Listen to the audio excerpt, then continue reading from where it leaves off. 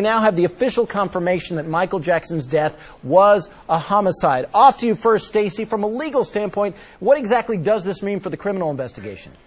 Now the criminal investigation is going to go forward, AJ, with full force. Once a homicide is ruled upon, now it's time to focus in on a suspect, and I think that means arrest will be forthcoming very shortly. And all this talk about all these other doctors who may have prescribed Michael Jackson narcotics throughout his lifetime, I don't think there's going to be much evidence on that. We're all thinking the same person here. The focus of this investigation, and probably the number one suspect, Dr. Conrad Murray. And that's as it pertains to his death. Those other doctors who have been mentioned all along the way may be subject to further investigation for other reasons, I'm imagining. Right, that's correct. If the authorities find that those other doctors have issued prescriptions falsely or in false names, they could face charges in that regard. But right now the focus, because of the autopsy report, is going to be this homicide and finding a suspect to match the crime. Well, in the statement released today from the L.A. County Coroner, it said that Michael Jackson died from acute propofol intoxication mixed with other sedatives. So, Carlos, I got to ask you, even though we did all have a pretty good idea this is where things were headed, aren't you still a little shocked by the finality of all this?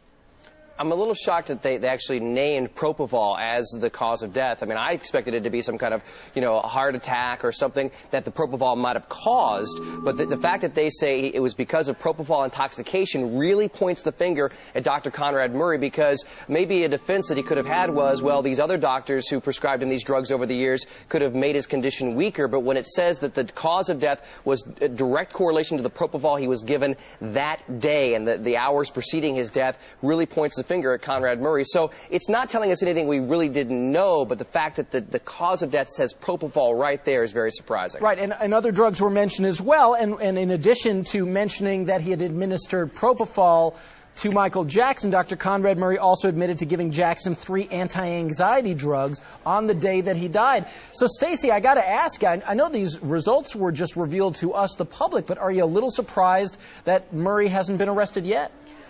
No, I'm not surprised because of the extent of this investigation. I think the authorities want to make sure all their ducks are in order and all other suspects are looked at and all the evidence is combed through. And don't forget, there's going to be tons of computer evidence in this case from all the prescriptions that have been generated to Michael Jackson over the past few years. All that's got to be traced and looked at and linked to different prescribing doctors. So I understand why they're taking their time, but I don't think they've let Dr. Murray out of their sights at all during the course of this investigation.